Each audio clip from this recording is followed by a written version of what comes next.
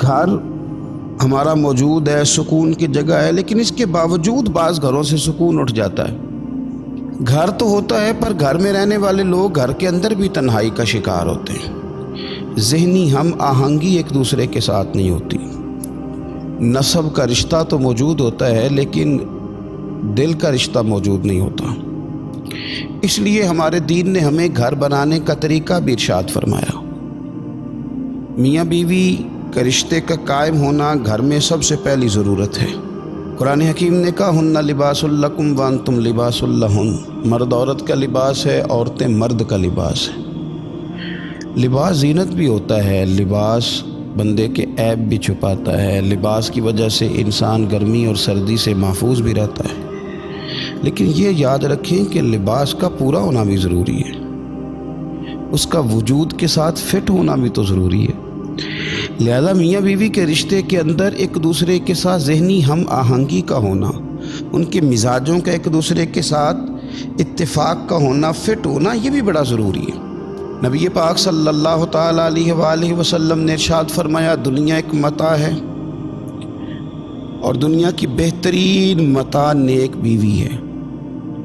جس کو یہ میسر آ گئی اس کا گھر بن گیا، اس کے حالات سنور گئے۔ اور حضور صلی اللہ تعالیٰ علیہ وسلم نے ہمیں گن کے بتایا تھا، گن کے فرمایا 4 چیزوں کی وجہ سے لوگ نکاح کرتے ہیں: مال دیکھ کر، حسب نسب دیکھ کر، حسن و جمال دیکھ کر، اور چوتھے نمبر پر دین دیکھ کر۔ فرمایا میرے غلاموں تم نے اس طرح کرنا ہے جب کسی خاتون سے نکاح کرو یا تم اپنی بیٹی کا کسی لڑکے سے نکاح کرو، دین دیکھ کے کرنا، پرہیزگاری دیکھ کے کرنا۔ ایک حدیث میں نبی پاک صلی اللہ علیہ وسلم نے فرمایا حسن دیکھ کے تم نکاح کرو گے تو ہو سکتا ہے اس کا حسن اسے ہلاک کر دے، مال دیکھ کے نکاح کرو گے تو ہو سکتا ہے مال اسے متکبر بنا دے، تم دین دیکھ کے نکاح کرنا، رب تمہیں برکت عطا کر دے گا۔ تو سب سے پہلے تو رشتے کے انتخاب میں آپ بیٹی کے لیے رشتہ تلاش کریں تو پھر بھی دیندار کا، پرہیزگار کا، اللہ سے ڈرنے والے کا، اس لڑکے کا رشتہ تلاش کریں۔ اپنے بیٹے کے لیے رشتہ تلاش کریں تو اس خاتون کا جو اللہ سے ڈرنے والی ہو، جس کا دل نرم ہو، جو رشتوں کے تقدس سے آگاہ ہو۔ حسن، مال، دولت یہ تو چیزیں آتی جاتی رہتی ہیں۔ تو گھر کے اندر اگر آپ آسودگی حاصل کرنا چاہتے ہیں تو اس کے لیے سب سے زیادہ ضروری یہ ہے کہ گھر کے اندر آپ کا ماحول کس طرح کا ہے۔ حضرت سعید رحمۃ اللہ علیہ تابعین میں سے تھے، نیک آدمی تھے، محدث تھے، عالم تھے، درویش تھے، صوفی تھے، اللہ کے بندے تھے۔ ان کی بیٹی بڑی پارسا تھی، بڑی نیک تھی۔ بادشاہ وقت نے اپنے شہزادے کے لیے رشتہ بھیجا۔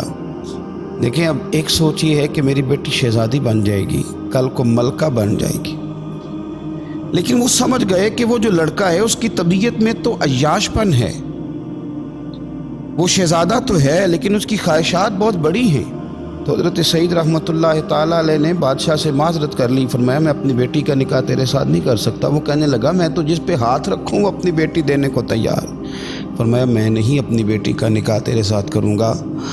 وہاں معذرت کر لی، لیکن ایک شاگرد آپ کے پاس حدیث پاک پڑھا کرتا تھا، بڑا نیک تھا، پرہیزگار تھا، متقی تھا، اللہ کو یاد کرنے والا تھا۔ حضرت شیخ نے اگلی صبح ہی اس سے فرمایا کہ تو نکاح کیوں نہیں کرتا؟ عرض کی حضور میں نہ دولت پاتا ہوں، نہ مال و اسباب پاتا ہوں، کون مجھے رشتہ دے گا؟ تو فرمایا اگر میں اپنی بیٹی کا نکاح تیرے ساتھ کر دوں تو قبول کرتا ہے؟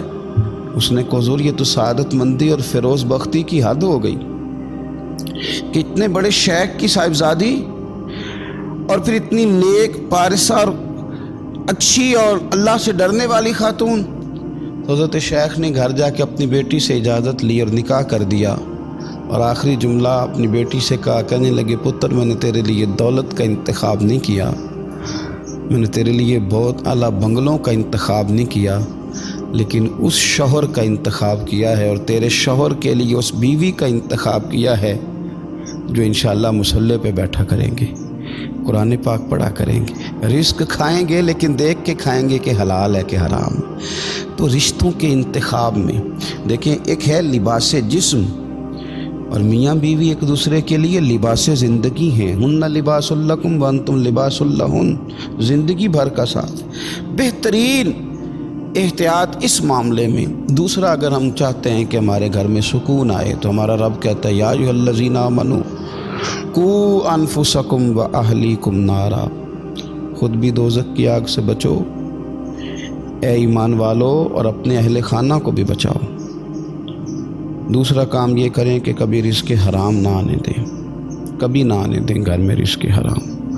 میرے نبی پاک صلی اللہ تعالیٰ علیہ وسلم نے فرمایا جو وجود حرام سے پلے گا وہ جنت میں نہیں جائے گا۔ کوئی شخص پسند کرتا ہے کہ اپنے بیٹے کو پالوں اور پھر اس کو آگ میں ڈال دوں، سجاؤں سنواروں اور پھر اسے زندہ جلا ڈالوں؟ اگر دنیا میں یہ پسند نہیں کرتا تو آخرت میں بھی اسے یہ پسند نہیں کرنا چاہیے۔ کرنے کا کام یہ ہے کہ یہ رزق حلال کی تلاش کرے تاکہ اس کا بچہ بڑا ہو تو حلال اور طیب رزق کے ساتھ اس کا خون، اس کا گوشت، اس کی ہڈیاں بنے، تاکہ اس حلال کی برکت سے پھر رب اسے دوزخ سے محفوظ کرے اور جنت عطا کرے۔ اور یہ جو گھروں میں لڑائیاں شروع ہو جاتی ہیں نا، فسادات شروع ہو جاتے ہیں، اس کی بھی ایک وجہ مال حرام ہوتا ہے۔ کیونکہ جس گھر میں کے اندر صرف مال مال مال اور مال کی دوڑ لگ جاتی ہے، وہاں رشتوں کا تقدس ختم ہو جاتا ہے۔ وہاں تو بیٹے اپنے ابا سے کہنے لگتے ہیں کہ آپ بھی کوئی ڈھب کا کام کر لیتے تو آج ہم مالدار نہ ہوتے، انہوں نے تو کچھ کیا ہی نہیں۔ والد اور والدہ کا وہ رشتہ جو خالص اللہ اور اس کے رسول کی رضا والا رشتہ ہے، وہاں بھی دولت آ جاتی، بھائیوں میں جنگیں شروع ہو جاتی۔ اس لیے جب مال آیا نا حضرت عمر کے زمانے میں تو فاروق اعظم رویا کرتے تھے۔ لوگوں نے کہا حضور اللہ نے آسانی دے دی اور آپ روتے ہیں۔ فرمانے لگے تمہیں پتہ نہیں نا، جہاں مال آتا ہے وہاں بغض بھی آتا ہے، وہاں عداوتیں بھی آتی ہیں، ایک دوسرے کے خلاف جذبات بھی پیدا ہوتے ہیں۔ تیسری اور آخری بات آپ کی خدمت میں یہ عرض کرنی ہے کہ گھر کے اندر آداب کا خیال کریں۔ وہ گھر بڑا ہی خوبصورت ہوتا ہے جہاں بچے ماں باپ کا ادب کرتے ہیں، وہ گھر بڑا ہی حسین ہوتا ہے جہاں چھوٹا بھائی بڑے کا ادب کرے، بڑا چھوٹے پہ شفقت کرے، جہاں بہنوں کا تقدس قائم رکھا جائے، جہاں بیٹیوں کو کسی قسم کی زیادتی ان کے ساتھ مالی طور پر، اخلاقی طور پر ان کو چھوٹا نہ سمجھا جائے، بلکہ ان کو بیٹوں سے بڑھ کر پیار کیا جائے۔ تو گھر کے اندر اگر آداب کا خیال رکھا جائے، کتنا حسین گھر ہے جس میں ماں جو کہہ دے بیٹے قبول کریں، وہ کتنا شاندار گھر ہے جہاں باپ کے لفظوں کو بیٹے اپنے لیے حکم تصور کریں۔ ایک جملے میں میرے نبی پاک علیہ السلام نے ساری کائنات کی ساری تاریخ، سارا حسن، سارا وقار سمیٹ کے رکھ دیا۔ کریم رسول فرمانے لگے ہر باپ چاہتا ہے نا اپنے بیٹے کو تحفہ دے، اپنی اولاد کو اچھا سے اچھا تحفہ دے۔ حضور فرمانے لگے کسی باپ کے لیے اپنی اولاد کے حق میں سب سے بہترین تحفہ یہ ہے کہ اسے اچھا ادب سکھا دے، اسے اچھا ادب سکھا دے، اچھا ادب سکھا دے۔ تو اس کا مطلب یہ ہے کہ اس نے اپنی اولاد کو بڑا کچھ دے دیا ہے۔ اگر ہم آداب سکھانے میں کامیاب ہو جائیں، اگر ہم اپنی اولاد کی حسین اور خوبصورت تربیت کرنے میں کامیاب ہو جائیں تو ہم نے اپنا گھر بنا لیا۔ 3 باتوں کا خیال رکھیں۔ رشتے کرتے وقت دینداری کو، تقوی کو پیش نظر رکھیں۔ دوسرا، گھر میں رزق حرام کا داخلہ بند کر دیں، نو انٹری کا بورڈ لگا دیں۔